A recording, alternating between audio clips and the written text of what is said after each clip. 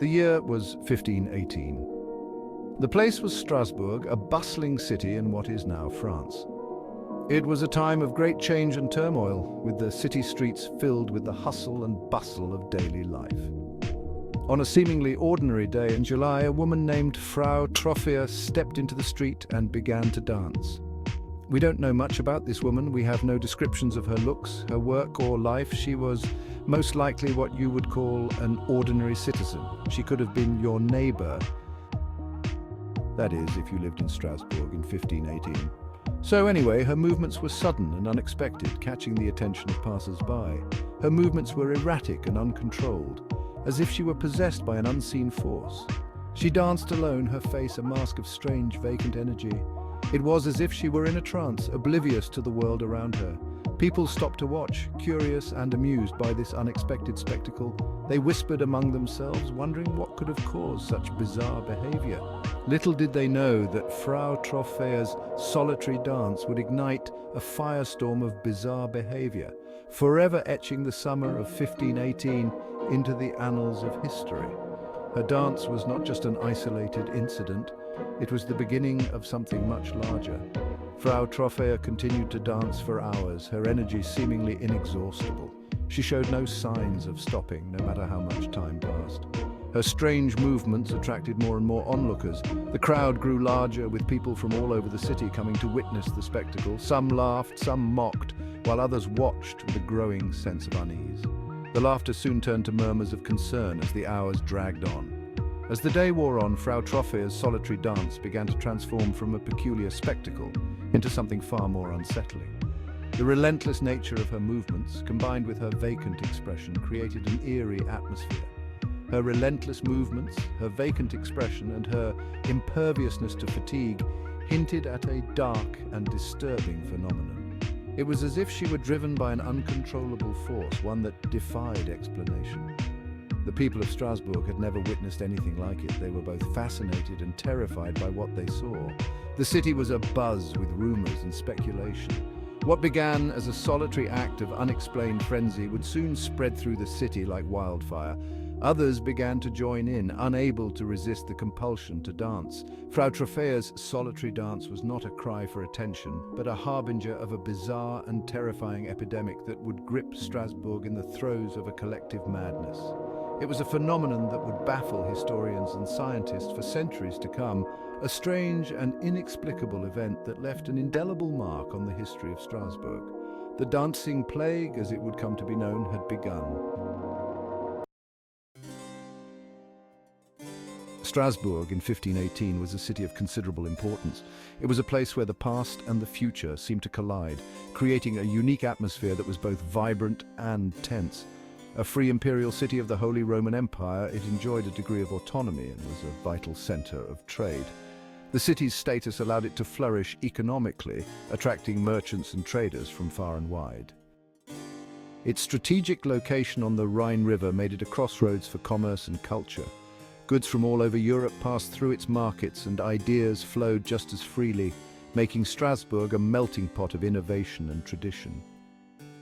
The city pulsed with the energy of merchants, artisans, and travelers, its streets a vibrant tapestry of daily life.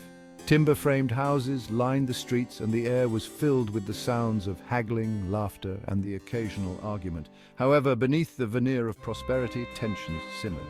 The city's rapid growth had brought with it a host of problems, from overcrowding to resource shortages. Strasbourg was home to approximately 20,000 souls. This diverse population included not only the wealthy and powerful, but also a large number of poor and disenfranchised individuals. The citizens bore the weight of social and economic disparities. The gap between the rich and the poor was stark, and it was growing wider by the day. The wealthy elite prospered, while the poor struggled to make ends meet. Many families lived in squalor, their daily lives a constant battle for survival. The social fabric was taut, stretched thin by the anxieties of the age. People were on edge, and it didn't take much to spark unrest. The spectre of disease, famine, and religious strife cast long shadows. These were not just abstract fears, they were very real threats that loomed over the city.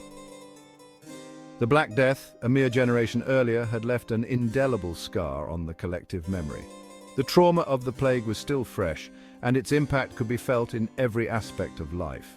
In this climate of uncertainty and unease, Frau Trofia's strange behavior struck a nerve. Her inexplicable actions seemed to encapsulate the fears and anxieties of the entire city. The people of Strasbourg, burdened by hardship and steeped in superstition, were primed for something extraordinary, something that defied explanation. Superstition was a part of daily life, and it often provided a way to make sense of the inexplicable.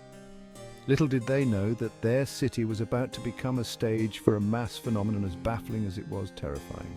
The events that were about to unfold would leave an indelible mark on the history of Strasbourg and become a subject of fascination for generations to come.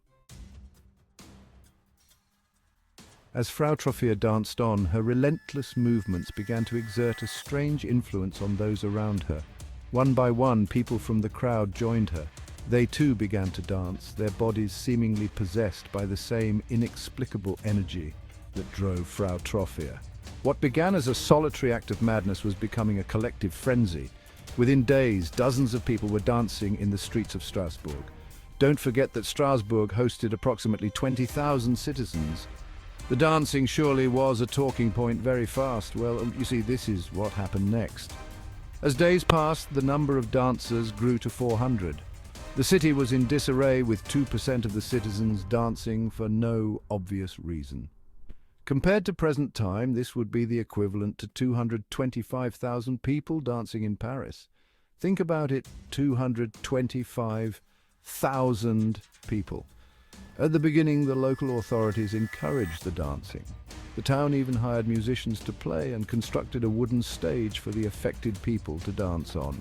However, when this method did not seem to alleviate the situation and possibly worsened it, whereas the local officials were hoping it would end the craze as people would get tired and leave the group to go back to work and living their normal life again. At this point in Strasbourg, in the summer of 1518, one would not only experience chaos, but dancers collapsing from exhaustion. Some dancers would even dance until they collapsed and died. The city authorities, initially dismissive, soon found themselves grappling with a growing crisis. Confused and alarmed, they consulted medical experts who were baffled by the strange affliction.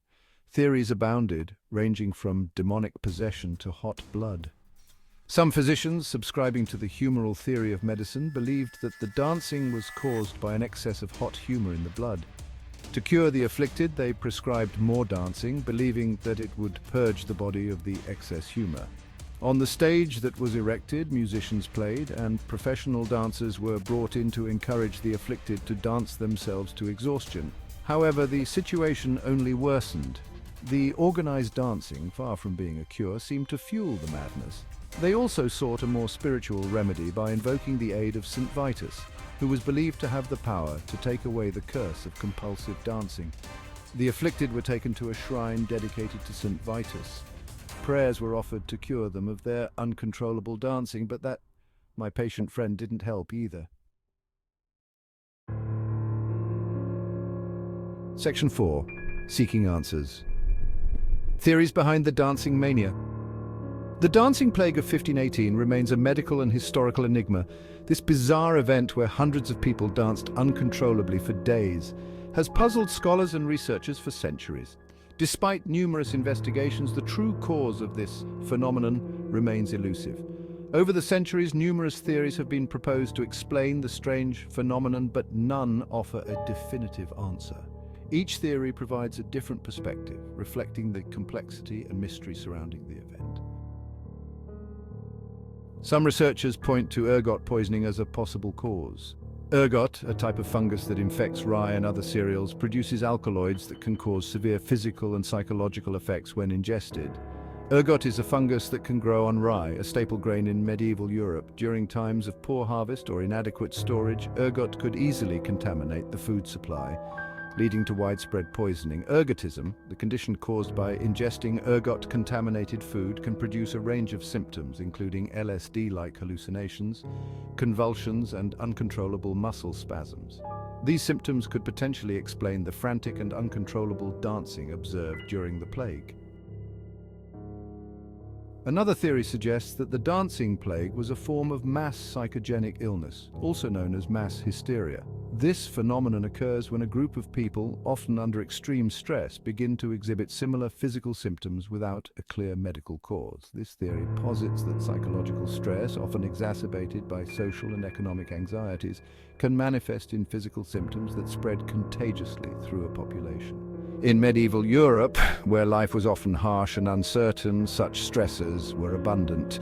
In the case of the Strasbourg dancing plague, the city's history of hardship, coupled with the recent trauma of famine and disease, could have created a fertile ground for mass hysteria to take root. The collective anxiety and fear experienced by the population may have triggered the outbreak of uncontrollable dancing. Some scholars propose that the dancing plague was rooted in religious fervor or ritualistic practices. During the Middle Ages, religious beliefs and superstitions played a significant role in people's lives, often influencing their behavior and perceptions. During the Middle Ages, outbreaks of dancing mania were occasionally attributed to demonic possession or the intervention of saints, particularly Saint Vitus, who was believed to inflict a dancing mania upon those who angered him. Religious rituals, exorcisms, and prayers were often employed in attempts to cure the afflicted. However, these theories often lack concrete evidence and rely heavily on speculation and interpretation. The true cause of the dancing plague of 1518 remains one of history's enduring mysteries, a testament to the complexities of human behavior and the challenges of understanding the past. Modern researchers continue to study this enigmatic event using advanced techniques and interdisciplinary approaches to uncover new insights. While we may never fully understand what caused the dancing plague, each theory adds a piece to the puzzle, helping us appreciate the intricate tapestry of history and human experience. The city of Strasbourg, with its rich history and cultural heritage, remains a focal point for those intrigued by the dancing plague. As we delve deeper into the past, we are reminded of the enduring mysteries that continue to captivate our imagination and drive our quest for knowledge. Section 5. Hardship and Despair. The context of a city in crisis. To understand the dancing plague of 1518, we must consider the historical context in which it occurred. Strasbourg, like many European cities in the 16th century, had endured a series of hardships. Famine, disease, and social unrest cast a pall over the city. The Black Death, which ravaged Europe in the 14th century, had left an enduring legacy of fear and trauma. The memory of that devastating plague lingered in the collective consciousness, a stark reminder of mortality and the fragility of life. In the years leading up to the dancing plague, Strasbourg had been hit by a series of crop failures leading to widespread hunger and malnutrition. Malnutrition weakens the immune system, making people more susceptible to disease. Outbreaks of typhus, smallpox, and other infectious diseases were common. The city's poor sanitation and crowded living conditions exacerbated the spread of these diseases. The constant threat of disease and starvation created a climate of fear and anxiety.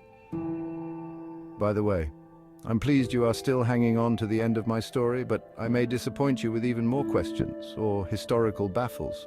What happened to Frau Troffea? We actually do not know the fate of Frau Troffea. The woman who initiated the dancing plague of 1518 in Strasbourg is not well documented in historical records.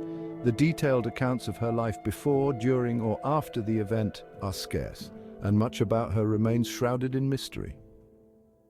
May she rest in peace.